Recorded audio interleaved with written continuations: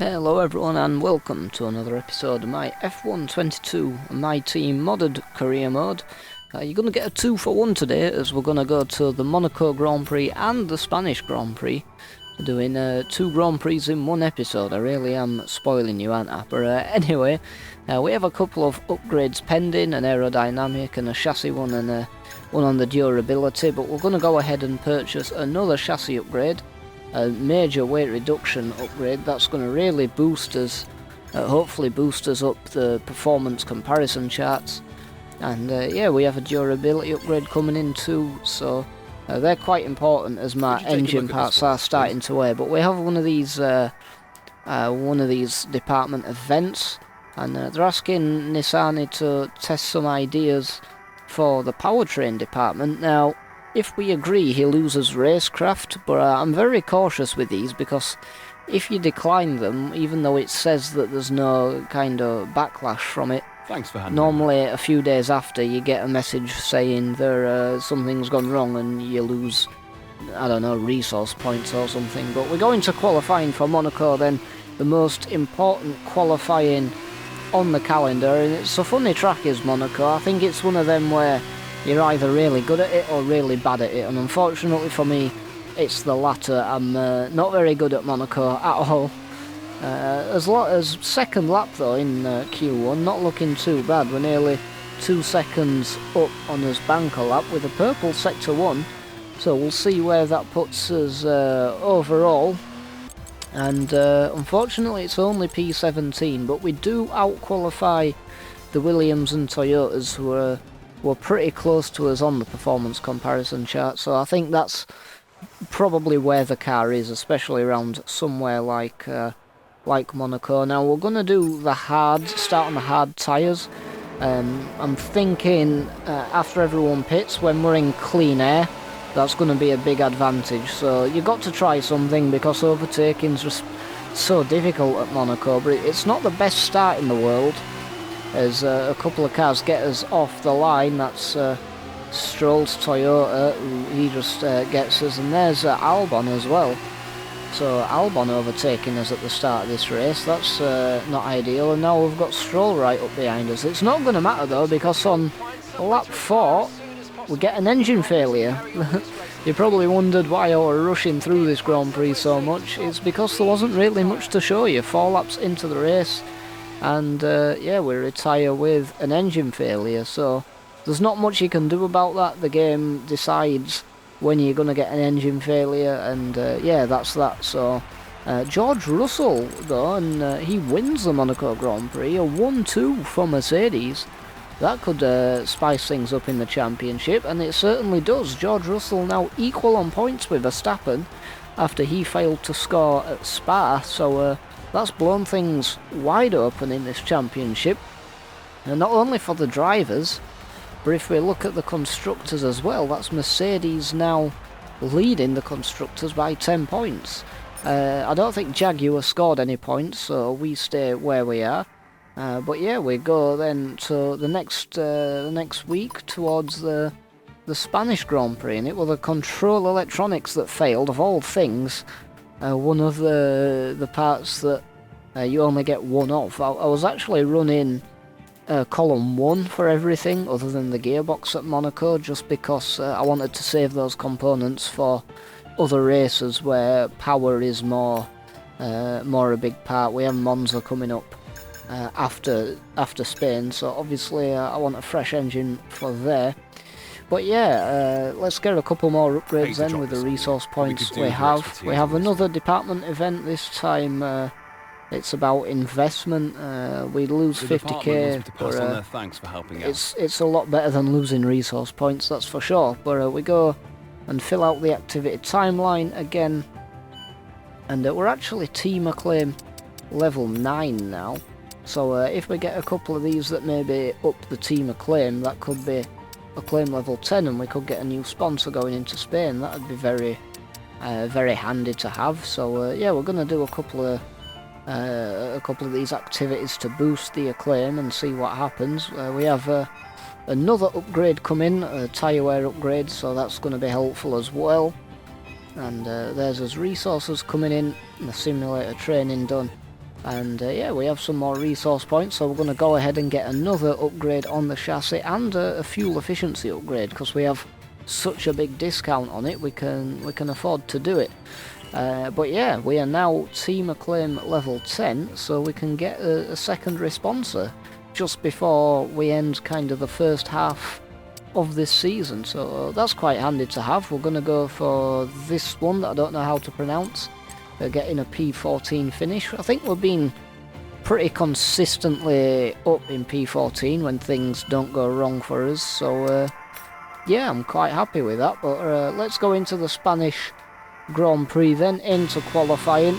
I do enjoy this circuit a lot, actually. I think we can do quite well here at Circuit de Catalunya, and yeah, let's see what happens then. It's a good track for me. I've turned the AI up a little bit. I had to turn them down at Monaco. Not that it mattered anyway, but we're on his second flying lap then at the end of Q1. Hopefully we can get into Q2 this time. And yeah, let's see what the one lap pace is like. I've never really been a good qualifier. I always find I have to kind of do a few laps and get a rhythm going before I can really start pushing. So yeah, I'm a lot better in the actual race than I am in qualifying, that's for sure. But as we come around this kind of final chicane, we actually lose out a little bit of time. We get a better exit, but I'm just not quite brave enough and committed on the power on the exit, and we're going to lose some more time there, which were annoying because we were 6/10 up at one point on that lap, and we only managed P20. So that's definitely not ideal going into the Sunday to the Grand Prix, and this might be why. We're really starting to fall behind on the performance charts. So yeah, we're just going to have to see what happens in the Grand Prix on the Sunday. Welcome along then to what promises to be another fascinating Spanish Grand Prix. It's a race which saw Max Verstappen take victory on his first ever appearance with the Red Bull team in 2016, after that dramatic coming together of Lewis Hamilton and Nico Rosberg. Will we see more moments for the scrapbook here today? The Circuit de Barcelona Catalunya then, a high-speed 2.89-mile circuit which demands an efficient downforce package and bravery on the part of the driver, especially through the blind right of turn 9, which we might just see taken flat out this weekend. It's time to see how our drivers are stacking up after yesterday's exciting qualifying session. It's Carlos Sainz in pole position, and Max Verstappen lines up alongside. As we continue through the rest of the grid today, we have Russell, Leclerc, and Sir Lewis Hamilton, and Perez, Norris, Fernando Alonso, Ricciardo, and Esteban Ocon, Joe, Gasly, Valtteri Bottas, and Magnussen, Mick Schumacher, Stroll, Alex Albon, and Yuki Tsunoda, Vettel, Evans, Latifi, and Roy Nissany. Which of these talented drivers will come out on top today? So in terms of strategy, we're starting on the hards again because there's some rain forecast at the end of this race. So I'm thinking if we can just get this first hard stint right up towards when the rain starts, we can just do a one-stop onto the wet tyres. But slights out and away we go, and it's another diabolical race start. I'm really not good at the race starts on this game. But yeah, we come into T1 then. Everyone else I think's on the mediums except for maybe the Red Bulls. So we're not going to be quick in the first part of this race.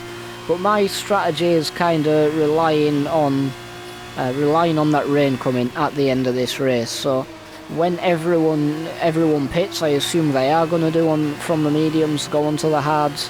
They're going to have to pit again onto the intermediate or wet tyres. So yeah, I'm thinking about the long game here. We're having a bit of a scrap with his teammate.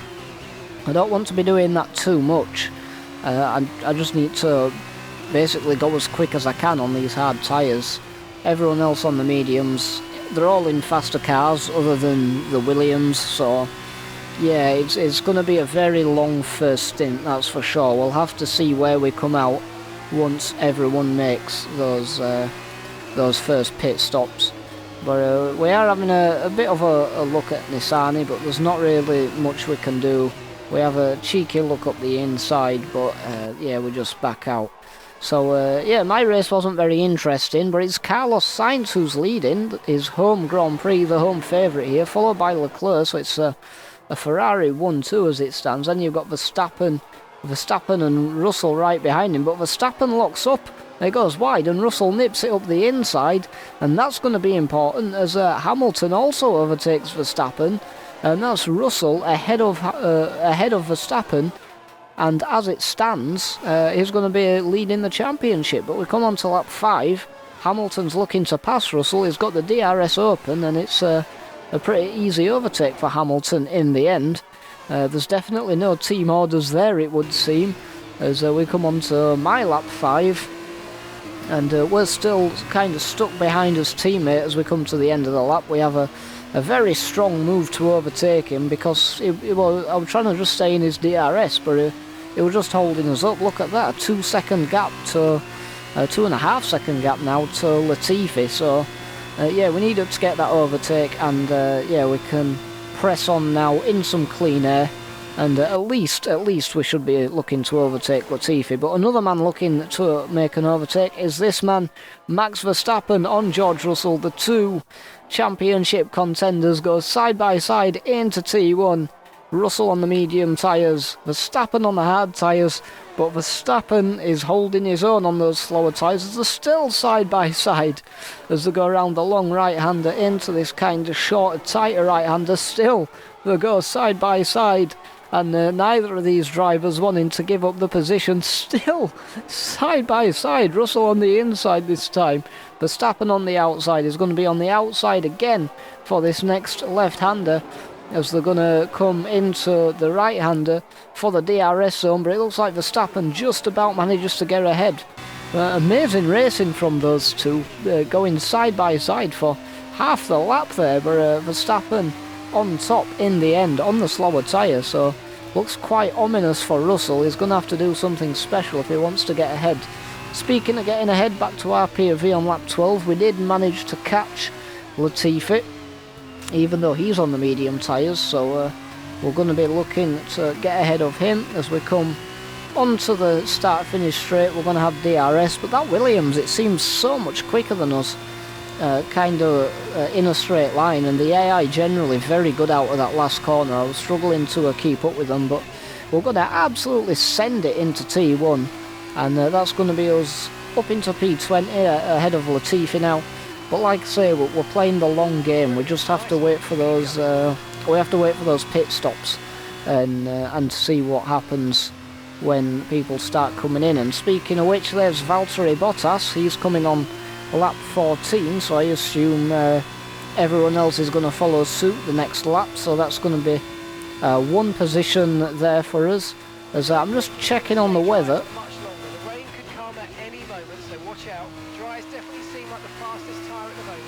So the rain could come at any moment, so that's what I'm praying for. I'm praying for the rain to come. But here's Sainz and Leclerc. They've swapped positions after the kind of pit stop shuffle. You got Verstappen and Perez leading because they started on the hards. Then it's Hamilton and Russell. They don't change position at all. So yeah, but lap 17 then, we're up into P11 after everyone's kind of done their pit stops. And you'll just see now the rain is starting to come. So we're into P11, and if we can time this next pit stop right for when we get onto the intermediate tyres, we could potentially close that gap to Ricciardo and score the points. Here's Verstappen, he pits on lap 19 then. So that's going to be Perez leading this race, but he's gone onto the medium tyres, and I don't understand why, because it's starting to rain. I don't know why he didn't just do what we did and extend that hard tyre stint. There's Perez, he's leading, still on the hards, and I assume that's what Perez is going to do. He's going to wait for the track to get wet. But here's so there's a message from his engineer. After last race with the DNF, that's not a good thing to hear.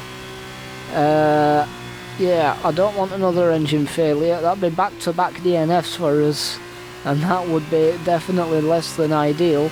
We'll wait and see what he says. Hopefully it's just an ERS fault, or maybe a fault with the engine mode. Okay, looks like a mechanical failure. We're going to have to ask you to find a safe spot to retire. Sorry about that, mate. But no, it's back-to-back engine failures. This Honda power unit is not very good, it would seem, and that's us out of yet another race when we could have been looking at points. I'm getting a bit sick of seeing this cutscene. Not good. Not good at all. Red Bull are our winners today after showcasing some incredible driving. There's been a huge push from them lately to stay competitive with the other teams, and they're certainly proving themselves. So it's Sergio Perez who takes the win though, so I think he did stay on those hards until the rain came. Obviously we don't know, but I assume that's what he did.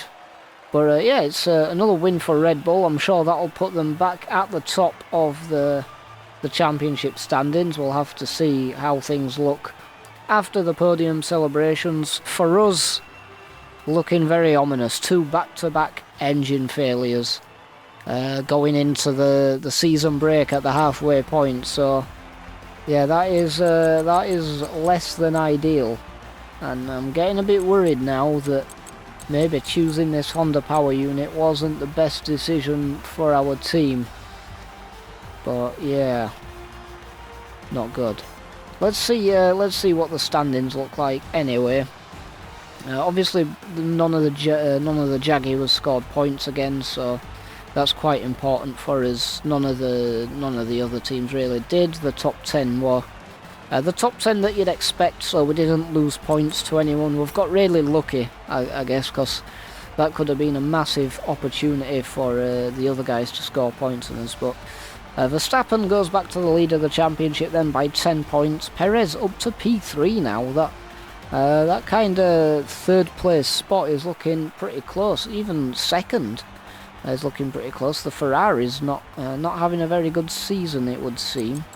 Ricciardo, he manages to score some points, so he's making a bit of a comeback. But yeah, Red Bull lead and McLaren go ahead of Renault by 1 point, so interesting. But yeah, as for us, not good. I hope in the next races we can have a bit of a better race. So yeah, until then guys, thank you very much for watching. Please hit like, leave a comment, hit subscribe, and I'll see you all in the next one.